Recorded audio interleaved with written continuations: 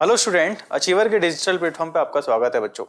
आज हम डिस्कस करेंगे सीटी पेपर 8 का डिस्कशन। किस तरीके के क्वेश्चन आपके पेपर में रहे थे, ठीक है, और किस तरीके के क्वेश्चन आपसे आगे आपके फाइनल एग्जाम में पूछे जा सकते हैं, उनसे मिलते जुलते क्वेश्चन हैं बच्चों।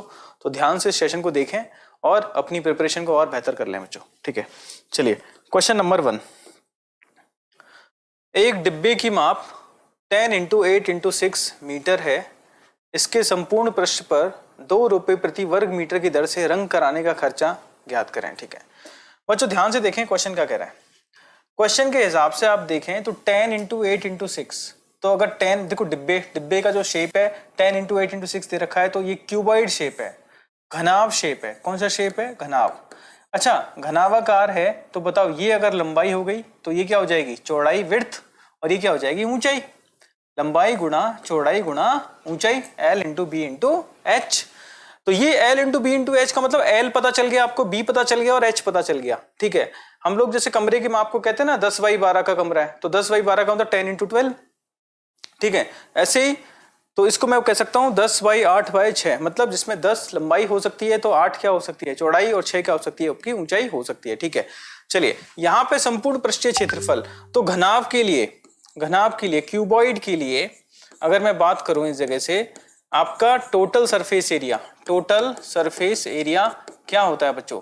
2 times of L × B, B × H और H × L। ओके, तो फटाफट आ जाओ, क्या हो जाएगा? देखो, संपूर्ण पृष्ठीय क्षेत्रफल निकाल लो पहले तो, और इस पर मुझे रंग करना है किस हिसाब से? 2 रुपए प्रति वर्ग मीटर के हिसाब से। तो फटाफट क्षेत्रफल निकाल लेते हैं। 2 गुणा यहाँ पे लंबाई गुणा चौड़ाई 10 × 8, ठीक है। आगे चौड़ाई गुणा ऊंचाई 8 × 6, और फिर आगे ऊंचाई इंटू लंबाई 6 × 10। कंप्लीट कर दिया, ठीक है। तो ये क्या आ गया मेरे पास? टोटल सरफेस एरिया आ गया, TSA आ गया, संपूर्ण पृष्ठीय क्षेत्रफल। अब इसमें जो खर्चा आ रहा है 2 रुपए प्रति वर्ग मीटर है, तो फटाफट पहले इसको सॉल्व कर लेते हैं। 80 + 48 + 60 जोड़ेंगे तो कितना आ जाएगा बच्चों? इस जगह से 2 × जोड़े इनको, कितना आ जाएगा? 60 40 108 108 188 हो गया, इंटू क्या कर देंगे? 2 कैसे आया? ये 2 रुपए प्रति वर्ग मीटर के हिसाब से, ठीक है। तो ये मेरा क्या आ जाएगा? टोटल खर्च आ जाएगा। तो खर्च क्या हो जाएगा बताओ? 188 में किससे गुणा कर दें? 4 से, तो 8 × 6 = 32, लास्ट में 2 आना चाहिए। कौन सा ऑप्शन हो जाएगा? बी ऑप्शन हमारा क्या हो जाएगा? सही आंसर हो जाएगा। पूरा सॉल्व करेंगे 752 रुपीज। बच्चों बड़ा ही सिंपल सा क्वेश्चन था, ये आपके समझ में आया होगा। चलिए आगे बढ़ते हैं नेक्स्ट क्वेश्चन की तरफ। नेक्स्ट क्वेश्चन, घनाभ की भुजाओं के मध्य अनुपात 3:2:1। घनाभ क्यूबॉइड, बच्चों क्यूबॉइड की बात कर रहा है, ठीक है। ध्यान से देखें, 3:2:1। अगर लेंथ अगर 3, तो विड्थ कितना? 2, और हाइट कितनी? 1। अगर मैं इसको बोलूं 3x, ये बोलूं 2x, तो ये कितना आ जाएगा? x, अगर ये रेशो के अंदर है तो, ठीक है। और इसका संपूर्ण पृष्ठीय क्षेत्रफल कितना दे रखा है? 88 वर्ग सेंटीमीटर। तो घनाभ का आयतन क्या होगा? बच्चों बड़ा ही सिंपल क्वेश्चन हो गया। पिछले क्वेश्चन में हमने TSA निकाला था, संपूर्ण पृष्ठीय क्षेत्रफल निकाला था, फॉर्मूला लिखा था, ठीक है। वापस से वही फॉर्मूला इस्तेमाल होगा। L × मी, मैं वापस नहीं लिखूंगा, लेकिन इसको समझा रहा हूं, ठीक है। आगे ध्यान से देखें, H × L, और फटाफट यूटिलाइज करें। 2 × लंबाई गुणा चौड़ाई। अच्छा देखो, 3x का मल्टीप्लाई 2x से करेंगे बच्चों, 3x का मल्टीप्लाई 2x से करेंगे तो कितना आ जाएगा? 3x × 2x, ठीक है। ध्यान से देखना, 6 तो आएगा, लेकिन x का स्क्वायर भी आ जाएगा, ठीक है। आगे के लिए ध्यान से देखें इस चीज को, 2x × क्या कर देंगे? x कर देंगे, और आगे क्या कर देंगे बताओ? x × कितना करेंगे? 3x total. तो फटाफट देखें, ये किसके बराबर दे रखा है? 88 के बराबर दे रखा है। किसके बराबर दे रखा है? 88 के बराबर। फटाफट सॉल्व कर लें इसको। 2 × ये कितना आ जाएगा? 6x²। ये कितना हो गया? 2x²। ये कितना हो गया? 3x²। जोड़ो, 6 और 3 9 और 2 11, 11x² की वैल्यू किसके बराबर? 2 से काटो, कितना आएगा? 44। 11 से काटा, x² बराबर कितना आया? 4। x बराबर किसके बराबर आ गया? 2। x किसके बराबर है? 2। x अगर 2 के बराबर है तो लंबाई चौड़ाई ऊंचाई, फटाफट लंबाई चौड़ाई ऊंचाई। तो लंबाई कितनी हो गई आपकी? 3x। 3x मतलब 3 × 2। चौड़ाई कितनी हो गई? 2x, 2 × 2। और ऊंचाई कितनी होगी बच्चों? x मतलब 2। तो 6 4 2। और क्या पूछा है आपसे? आयतन। बच्चों आयतन, वॉल्यूम कैसे निकालते हैं बताओ? आयतन निकालने का तरीका क्या होता है बच्चों? लंबाई गुणा चौड़ाई गुणा ऊंचाई, ठीक है। तो फटाफट देखें, 6 गुणा 4 गुणा 2, 24 दूनी 48, कौन सा ऑप्शन हो गया? 48 सेंटीमीटर क्यूब। देखो जो आयतन होता है वो हमेशा क्या होता है? पावर 3 होता है, ठीक है, क्योंकि 3 बार आपकी साइडों का मल्टीप्लाई होता है। तो यूनिट क्या आती है इसकी? घन सेंटीमीटर, घन मीटर, घन के अंदर आती है, क्यूबिक आती है, ठीक है। और क्षेत्रफल जो होता है वो वर्ग के हिसाब से आता है, वर्ग मीटर, वर्ग सेंटीमीटर, समझ रहे हो? वर्ग इकाई, ठीक है। चलिए ये क्वेश्चन समझ में आया होगा। आगे बढ़ते हैं, क्वेश्चन नंबर 3। 30 सेंटीमीटर त्रिज्या और 40 सेंटीमीटर लंबी बेलनाकार छड़ को गलाया जाता है और 1 सेंटीमीटर त्रिज्या की गोलियां बनाई जाती हैं। तो बच्चों फटाफट जो बेलनाकार छड़ का आयतन है, बेलन का जो आयतन है, बेलन का जो आयतन है, आयतन समझते हैं वॉल्यूम, बराबर होगा किसके? बराबर होगा किसके? जो आपने गोलियां बनाई है, गोलियों का आयतन, गोलियों का आयतन। चलिए फटाफट, गोलियों का मतलब क्या हो जाएगा बताओ फटाफट। अगर मैं इसको और एक्सप्लेन करूं, दैट इज स्फीयर, गोला हो जाएगा, और वेलन मतलब सिलेंडर हो जाएगा। फटाफट सिलेंडर का आयतन का फॉर्मूला पता होना चाहिए, जो कि किसके बराबर होता है बच्चों? पाई R1 स्क्वायर इंटू H1, ठीक है। और इधर से देखें गोलियों का आयतन, गोलियों मतलब स्पेयर, गोले का आयतन क्या होता है? 4/3 पाई और जो भी रेडियस है R2 का क्यूब, सही है। अब ध्यान से देखो ऐसी कितनी गोलियां बनेंगी, तो मैंने मान लिया कितनी गोलियां बनेंगी? n गोलियां बनेंगी बच्चों। तो फटाफट पाई से पाई क्या हो गया? Cancel out. अब वैल्यू रखना स्टार्ट करो, वेलन की वैल्यू, फटाफट वेलन के लिए वैल्यू लिखना स्टार्ट करो फटाफट यहां से। तो वेलन के लिए R1 रेडियस कितना दे रखा है? 30, 30 इंटू 30, ऊंचाई कितना दे रखा है आपका? 40 सेंटीमीटर, आगे वाला भी सेंटीमीटर, ध्यान से देखें। n कितनी गोलियां बनेंगी? 4/3 इंटू रेडियस क्या दे रखा है? 1, तो 1 की पावर 3 करेंगे तो 1 इंटू 1 इंटू 1, करो या मत करो, ठीक है, कोई फर्क नहीं पड़ेगा, ठीक है। यहाँ कितनी बार कटेगा इससे? 10। n बराबर क्या आ जाएगा? 30 इंटू 30 इंटू 30 कितना आ जाएगा? 27, आगे कितना? 0, 3 0, तो कितनी गोलियां बनेंगी? 27,000 गोलियां बन जाएंगी बच्चों। कितनी गोलियां बन जाएंगी? 27,000। वापिस सुन लीजिए बच्चों, बड़ा ही सिंपल सा क्वेश्चन था। आप चाहें तो जिस भी आर्टिकल को आप पिघला रहे हैं उससे जो बना रहे हैं उसके आयतन से क्या कर दीजिए? डिवाइड कर दीजिए। आपके पास नंबर ऑफ आइटम जो बन के आए वो सब आपको पता चल जाएगा।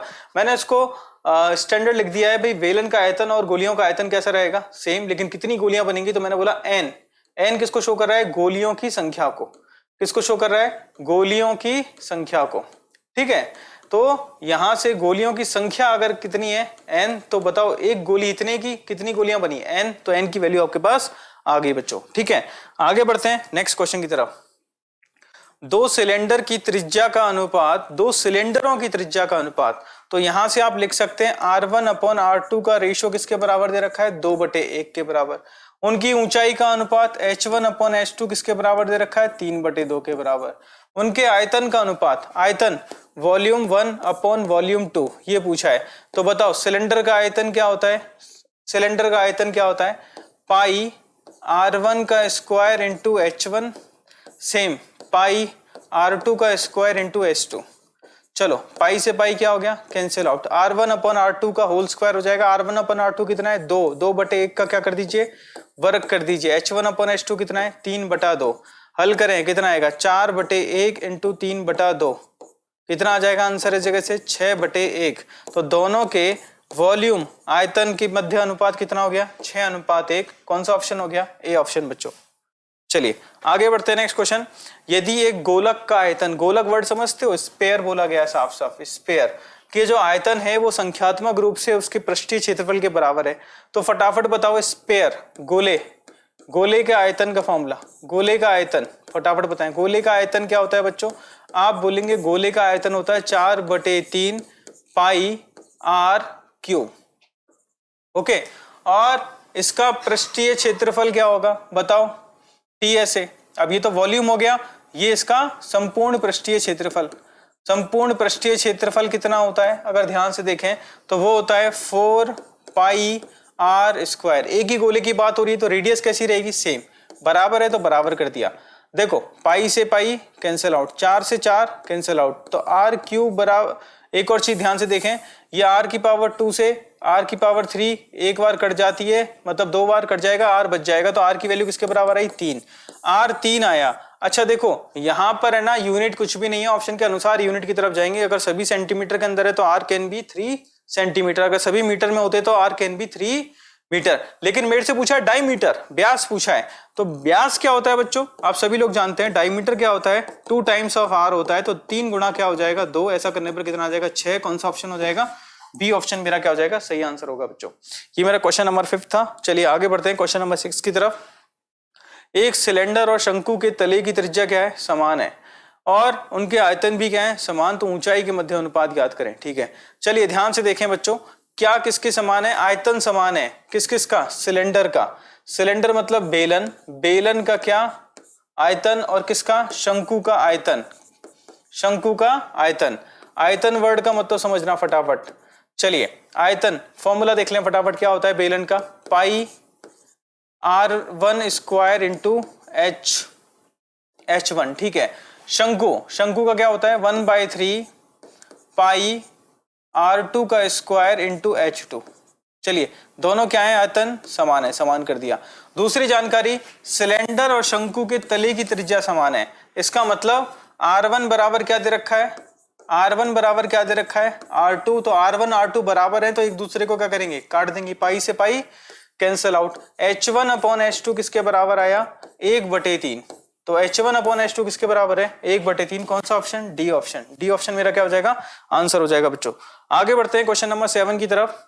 त्रिज्या के बराबर ऊंचाई वाले सिलेंडर, देखो यहाँ पे साफ साफ कह रहा है कि त्रिज्या के बराबर ऊंचाई, मतलब यहाँ पे देखें सिलेंडर के लिए क्या बात करी है, क्या बराबर है, इसकी जो रेडियस है और इसकी जो ऊंचाई है दोनों क्या है बराबर। आगे बढ़िए, का वक्रित पृष्ठीय क्षेत्रफल, मतलब कर्व सरफेस एरिया, जो साइड से जिससे पकड़ते हैं अपन। ठीक है, सिलेंडर को जब पकड़ते हैं तो जो साइड वाला एरिया होता है खासतौर पे उसको अपन क्या कहते हैं, कर्व सरफेस एरिया या वक्र पृष्ठीय क्षेत्रफल या वक्रित पृष्ठीय क्षेत्रफल, गोले के वक्रित पृष्ठीय क्षेत्रफल के बराबर है। बच्चों गोले का जो कर्व सरफेस एरिया होता है वक्र पृष्ठ क्षेत्रफल होता है, और उसका टोटल सरफेस एरिया होता है, दोनों क्या होते हैं, सेम होते हैं। क्योंकि एक गेंद को आप जहां से पकड़ते हैं वही इसका टोटल सरफेस एरिया, वही उसका क्या होता है, कर्व सरफेस एरिया होता है। चलिए ध्यान से देखिए यहां पर, तो ध्यान देने वाली बात, सिलेंडर, सिलेंडर, सिलेंडर के लिए क्या दे रखा है बताओ, सिलेंडर का क्या दे रखा है, वक्र पृष्ठीय क्षेत्रफल। तो फटाफट सिलेंडर का कर्व सरफेस एरिया निकाल लो। क्या होता है कर्व सरफेस एरिया, यहां से आप देखेंगे 2 पाई आर एच, 2 पाई आर एच। सही है, आगे बढ़ते हैं। और गोले का वक्रित पृष्ठीय क्षेत्रफल, गोले मतलब स्पेयर, स्पेयर गोला का कौन सा क्षेत्रफल, कर्व सरफेस एरिया, मतलब 4 पाई, और जो भी आर दे रखा है इसका आर कुछ अलग होगा, तो आर, ये अगर आर है तो इसको मैंने क्या मान लिया, r2 का स्क्वायर। सही है, तो दोनों क्या है बराबर, दोनों क्या है बराबर। चलिए तो एक काम कर लेते हैं, ये r1 बराबर क्या कर लेते हैं, h1 कर लेते हैं, और ये r1 और ये h1। ठीक है, ध्यान से देखें, मुझसे क्या पूछा है बताओ, इनके आयतन के मध्य अनुपात पूछा है। तो फटाफट है ना इस जगह से रेडियस के बीच का रेशियो निकाल लेते हैं फटाफट। तो देखो 2 पाई से कितनी बार कटेगा, ये 2 बार कट जाएगा। ठीक है, r1 h1 बराबर है, तो इसकी जगह r1 का स्क्वायर हो जाएगा। कैसे r1 का स्क्वायर हो जाएगा कि h1 की जगह क्या रख सकते हैं, r1 रख सकते हैं, r1 इंटू r1 करेंगे तो r1 का स्क्वायर, और इधर से क्या है r2 का स्क्वायर, और इधर क्या है 2, तो r1 अपॉन r2 का स्क्वायर किसके बराबर है 2, तो r1 अपॉन r2 किसके बराबर आ गया, √2 के बराबर आ गया। सही है, मुझसे पूछा है इनके आयतन, तो फटाफट आयतन निकाल लेते हैं। b1 अपॉन b2, ऊपर किसको लिखना है, सिलेंडर को, नीचे किसको लिखना है, आपके गोले को लिखना है। तो फटाफट आयतन लिखो इसका, इसका आयतन कितना होता है, पाई r square into h, r1 square into h1। सही है, सेम इसका क्या होता है 4/3 पाई r2 का क्यूब। चलिए पाई से पाई क्या होगा, कैंसिल आउट, 3 का चला जाएगा, ऊपर चला जाएगा, यहाँ कितना आ गया 3/4।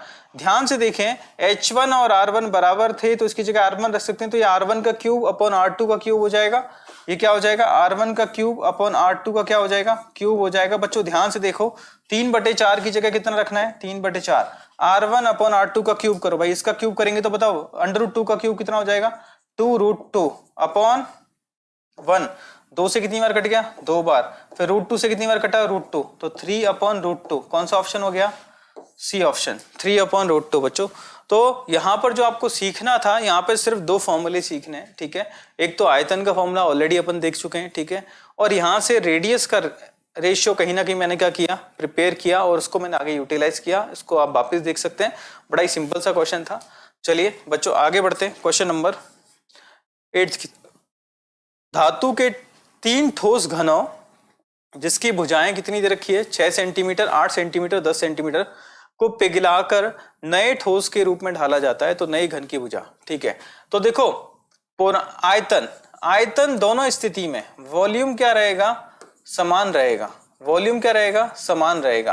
पहले जितना आयतन था उतना ही आयतन रहेगा आगे वाले के लिए, ठीक है। तो पहले वाले का आयतन, पहला वाला जो आपके पास घन दे रखा है, घन समझते हैं हम लोग, क्यूब बोलते हैं, पहले वाले का घन का आयतन, दूसरे वाले के घन का आयतन और तीसरे वाले घन का आयतन अगर जोड़ दिया जाए तो वो किसके बराबर होगा, नए वाले घन के आयतन के बराबर होगा। समझ पा रहे हो, वॉल्यूम कर देता हूं VC1, VC2, VC3 और इधर भी VCN, समझ पा रहे हो। चलो वॉल्यूम निकालते हैं फटाफट। तो घन का आयतन सब लोग जानते हैं, भुजा का क्यूब होता है। आयतन क्या होता है घन के लिए, घन का जो आयतन होता है बच्चों वो होता है भुजा का क्यूब। भुजा का क्यूब, जो भी भुजा दी जाए उसी का कितनी पावर, 3 पावर, साइड का क्यूब, ठीक है। फटाफट देख लेते हैं, 6 का क्यूब प्लस 8 का क्यूब प्लस 10 का क्यूब, ये किसका आ गया, आयतन आ गया किसका, नए घन का, किसका आ गया, नए घन का आयतन आ गया। किसका आयतन आ गया, नए घन का आयतन, ठीक है। आयतन फटाफट देखो, जोड़ो इन सबको। तो ये कितना हो गया, 216 प्लस 512 प्लस 1000, जोड़ेंगे तो 1512, 200, 1728। तो V बराबर कितना आया, 1728। कौन से वाले का, नए वाले का, 1728। 1728 बच्चों किसकी पावर 3 होता है, किस भुजा का क्यूब होता है। तो आप देख पाएंगे इस जगह से, देखो एक तो निकालने का तरीका होता है, दूसरा सीधे याद रख सकते हैं। 11 का कितना होता है, 13 31, 12 का 17 28, 13 का 21 97। तो सीधे सीधे भुजा कौन सी आ गई वो आपके पास, ये 12 का क्यूब है। किसका क्यूब है, 12। तो भुजा कितनी हो गई, 12। समझ पा रहे हो इसको। तो यहां से भुजा कितनी आ गई आपके पास, 12। कौन सा ऑप्शन हो जाएगा, डी ऑप्शन अपना आंसर आ जाएगा। चाहो तो घनमूल निकाल सकते हैं, आपके सिलेबस के अंदर है बच्चों, मैंने वैदिक के अंदर करवाए सब, ठीक है। आगे बढ़ते हैं।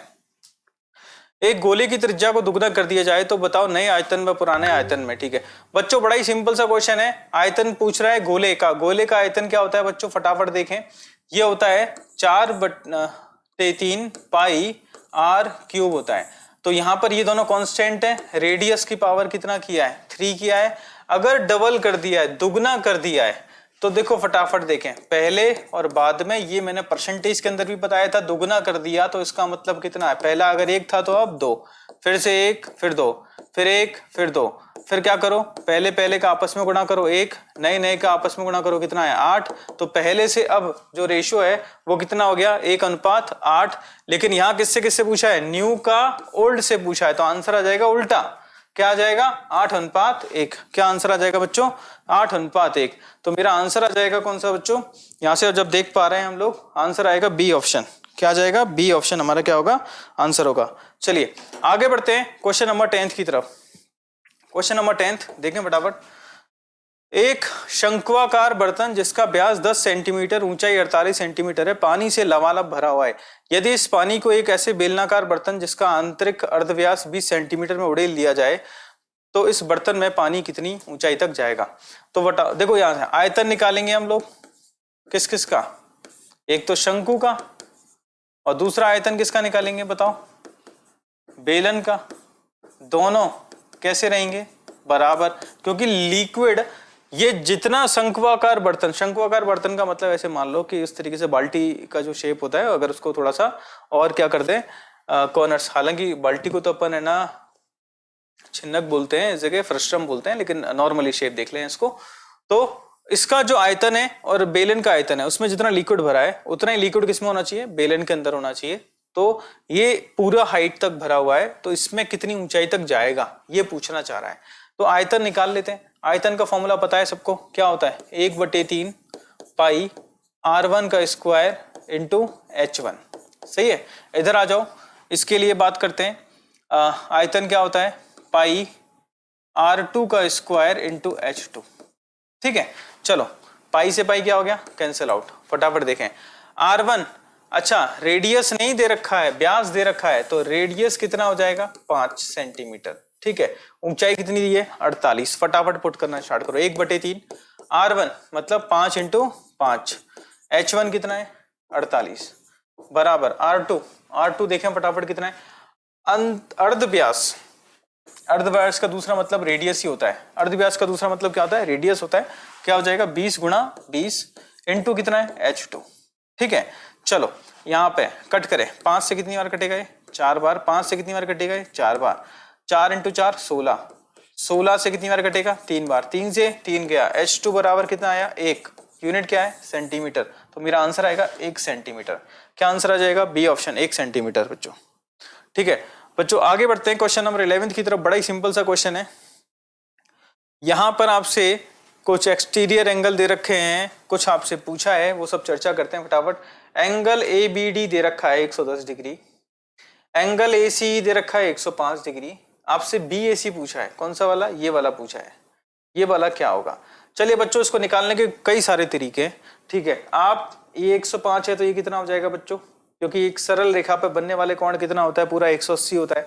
आप ये 75 निकाल सकते हैं, आप इस जगह से 70 आ जाएगा। फिर आप तीनों कोणों का योग कितना हो जाता है 180, वहां से भी निकाल सकते हैं।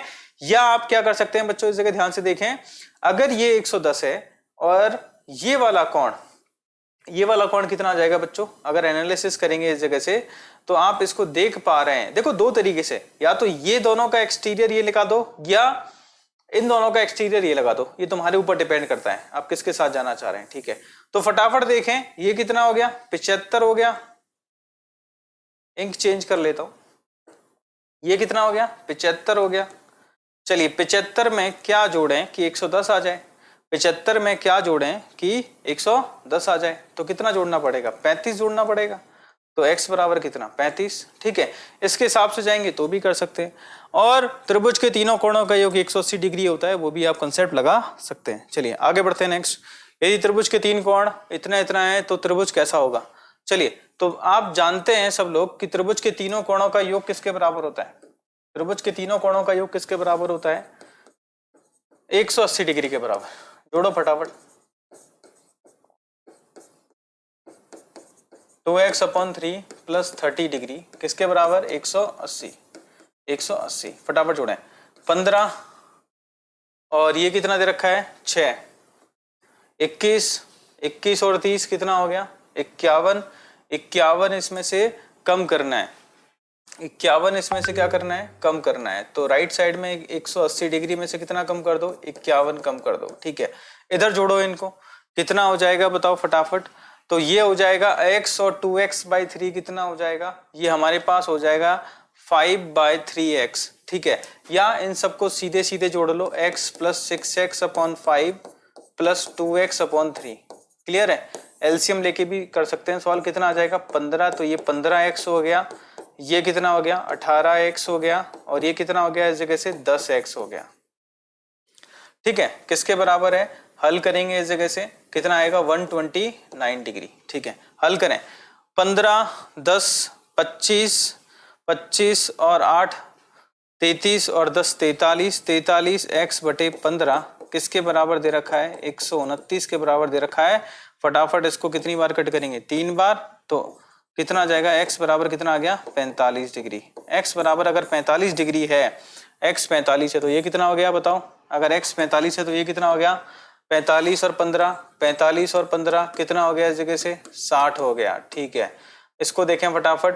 तो 6/5 इंटू 45 प्लस 6 जोड़ें फटाफट, कितना आएगा यहाँ से 9 6 54, ये भी 60 ये भी 60 ये भी 60। तीनों कोण बराबर हैं, इसका मतलब समबाहु। तीनों कोण बराबर हैं, इसका मतलब समबाहु। ठीक है बच्चों, आगे बढ़ते हैं क्वेश्चन नंबर 13 की तरफ। क्वेश्चन नंबर 13 को देखें फटाफट। इन अ ट्राइंगल ABC, A बराबर 10, B बराबर 8, C बराबर 6, D E F are the mid points of ABBC।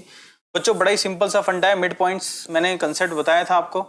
ठीक है, ध्यान से देखें ABC, यहाँ से देखें बताओ। ये A, ये पूरा कितना दे रखा है 10, B कितना दे रखा है इस जगह A बराबर कितना है 10, B बराबर किसके है 8, C बराबर किसके है 6, और ये क्या दे दिया मिड पॉइंट। ये D हो गया, ये क्या हो गया E हो गया, ये क्या हो गया F। ठीक है बच्चों, यहाँ पे डी एफ का परिमाप पूछा है। आप सभी लोग जानते हैं अगर है ना किसी भी त्रिभुज की दो भुजाओं के मध्य बिंदुओं को मिलाते हैं तो ये सामने वाली भुजा के समांतर भी होता है और उसके आधे के बराबर भी होता है। जो उसके समांतर भी होता है उसके आधे के बराबर, तो पूरा अगर 10 है तो ये कितना हो जाएगा 5 हो जाएगा, और ये पूरा 8 है तो ये कितना हो जाएगा 4 हो जाएगा, और ये पूरा कितना है 6 तो ये कितना हो जाएगा 3। जोड़ो 5 और 4 9 और 3 12, कितना आ जाएगा 12। ठीक है, क्या आंसर आ गया 12 सेंटीमीटर। बच्चों ये मध्य बिंदु प्रमेय था जिसके अनुसार इस क्वेश्चन को हमने क्या कर लिया, सॉल्व कर लिया। चलिए आगे बढ़ते हैं नेक्स्ट क्वेश्चन की तरफ।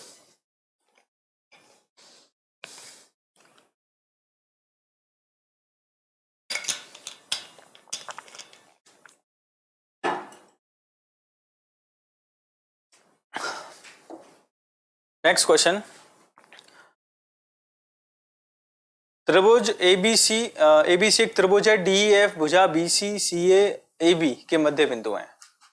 चलिए बना लेते हैं त्रिभुज फटाफट।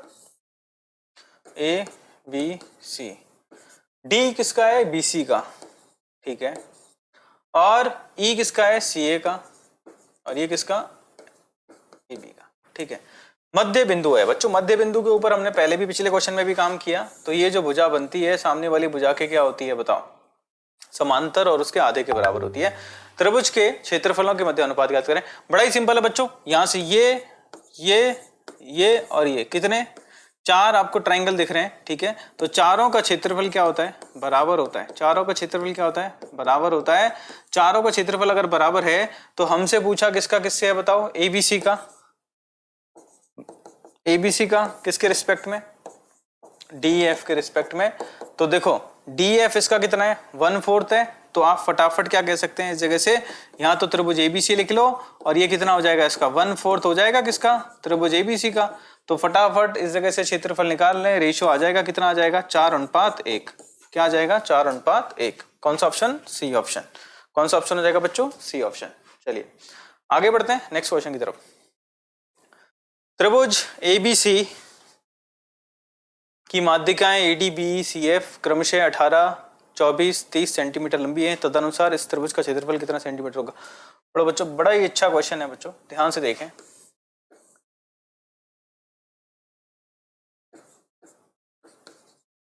माध्यिकाएं AD माध्यिका, BE माध्यिका और CF माध्यिका, और G इसका क्या हो जाएगा सेंट्रॉइड, केंद्रक हो जाएगा। तदनुसार उस त्रिभुज का क्षेत्रफल ज्ञात करें। किसकी लंबाई दे रखी है, माध्यिकाओं का। चलो बच्चों ध्यान से देखो, त्रिभुज ABC का क्षेत्रफल बराबर होता है 4/3 गुना माध्यिकाओं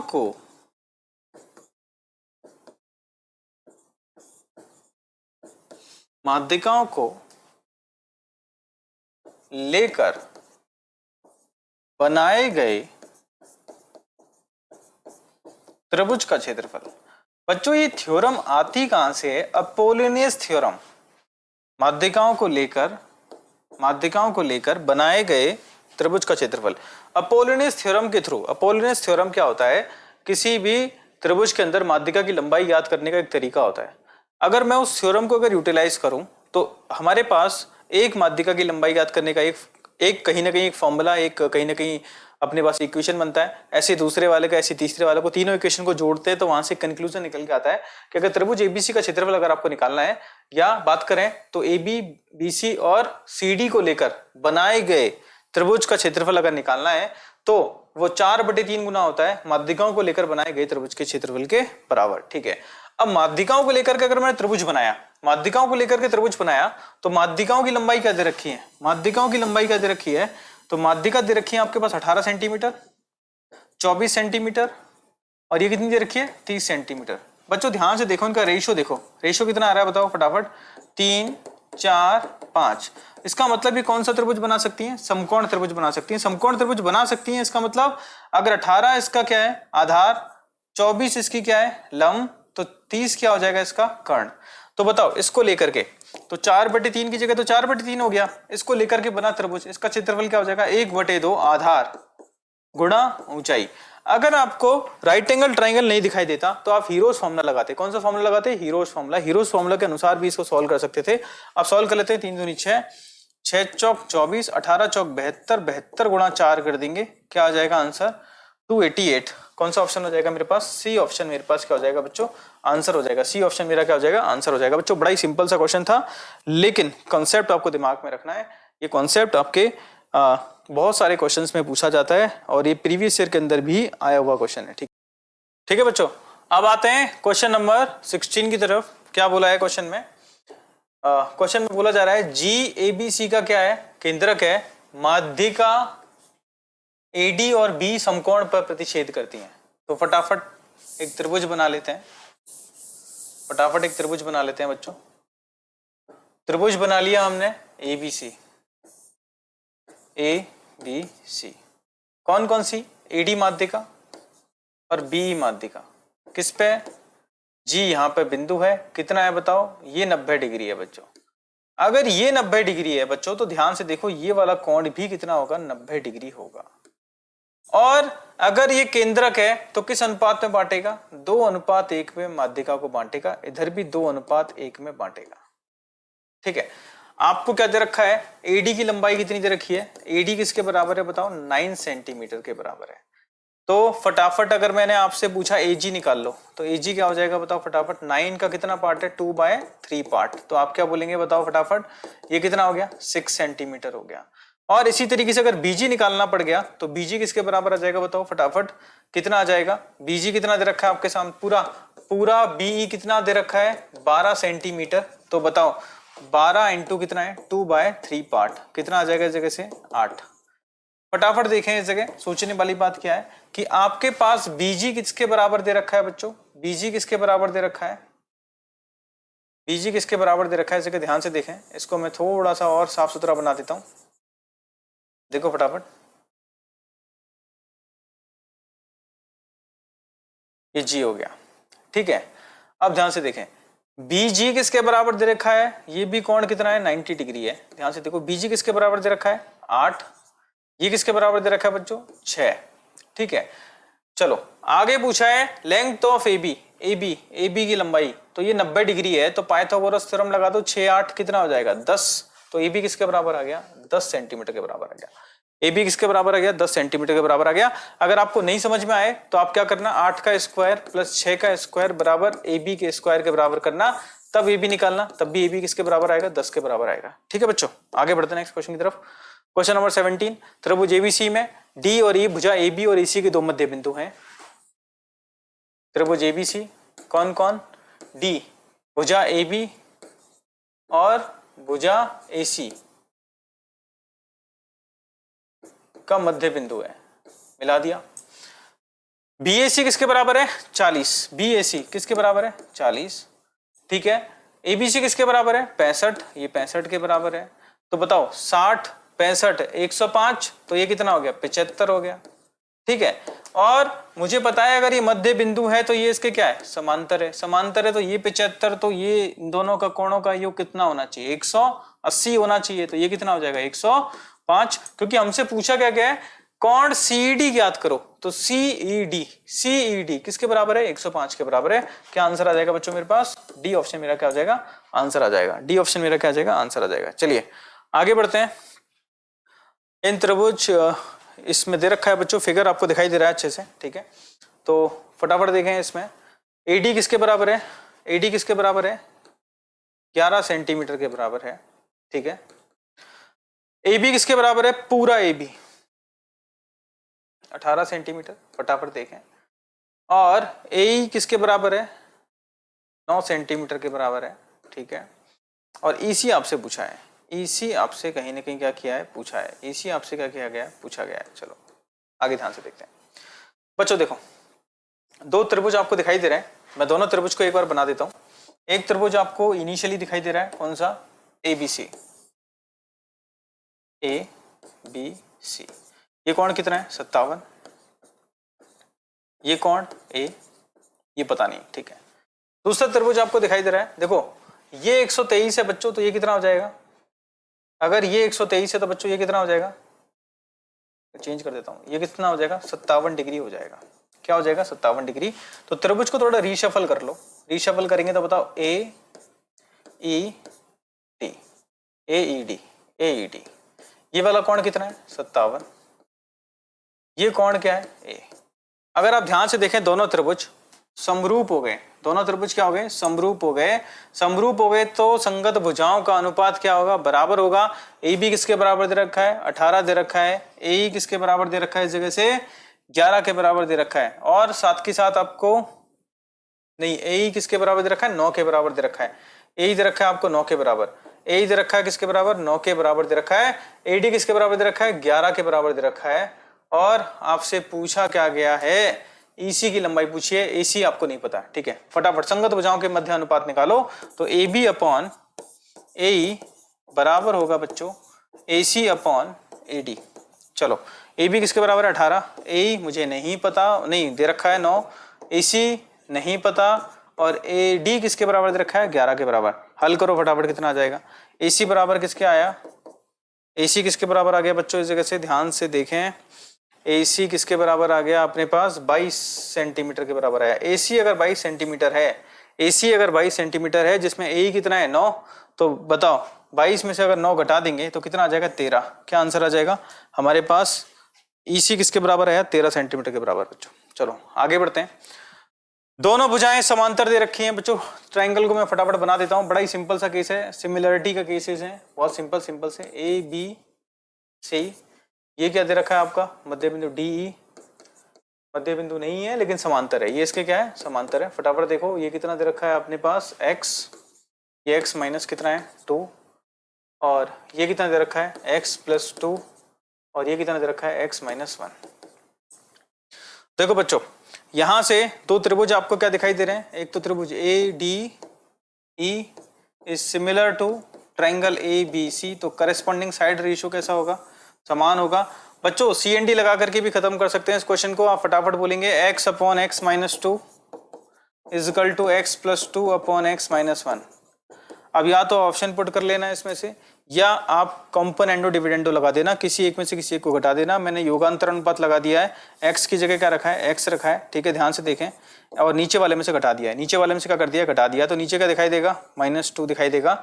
इधर x प्लस 2 की जगह x प्लस 2 रखा है और नीचे वाले में से ऊपर वाले को घटा दिया है, तो ऐसा करने पर क्या दिखाई देगा नीचे -3 दिखाई देगा। माइनस से माइनस क्या हो गया कैंसिल आउट, फटाफट करो 3x बराबर 2x प्लस 4, और x बराबर किसका आया 4 के बराबर आ गया। तो आंसर कितना आ गया इस जगह से, x बराबर कितना आ गया 4, x बराबर 4 आ गया। चलिए आगे बढ़ते हैं नेक्स्ट क्वेश्चन। ए बी समांतर है किसके क्यू आर के, वापिस से सेम क्वेश्चन बन गया बच्चों। फटाफट इस जगह से क्या कर सकते हैं आप, कौन कौन सी त्रिभुज की बात कर रहे हैं हम, triangle P A B is similar to triangle P Q R. फटाफट देखें यहां से संगत भुजाओं के मध्य अनुपात निकालें, तो आप निकालेंगे इस जगह से A B upon Q R बराबर होगा किसके P B upon P R. चलो ए बी कितना है 4, क्यू आर किसके बराबर दे रखा है 8, यहां से पी बी किसके बराबर दे रखा है पता नहीं, और पी आर किसके बराबर दे रखा है 5। तो सॉल्व कर लेंगे फटाफट, x बराबर कितना आ गया 2.5 सेंटीमीटर, 2.5 सेंटीमीटर। बच्चों इसको आप डायरेक्ट भी हल कर सकते हैं, अगर ये 8 है तो ये 4, तो ये मध्य बिंदु हो गया, मध्य बिंदु होगा तभी ऐसा होगा, मध्य बिंदु होगा तभी ऐसा होगा, अगर ये मध्य बिंदु है तभी ऐसा संभव है, और मध्य बिंदु है तो ये 5 है, तो ये कितना हो जाएगा बताओ, आधा आधा बढ़ जाएगा, कितना हो जाएगा 2.5 सेंटीमीटर और 2.5 सेंटीमीटर। चलिए तो बाकी के मैंने कुछ क्वेश्चंस आपको सॉल्व करके बताएं बच्चों। तो ये रहा हमारा आज का सेशन जिसमें हमने ज्योमेट्री को भी डिस्कस किया, उसमें हमने 2D के क्वेश्चंस भी डिस्कस किए बच्चों। तो बाकी की मुलाकात करेंगे हम नेक्स्ट सेशन में, आज के लिए इतना ही, मिलते हैं अगले सेशन में बच्चों।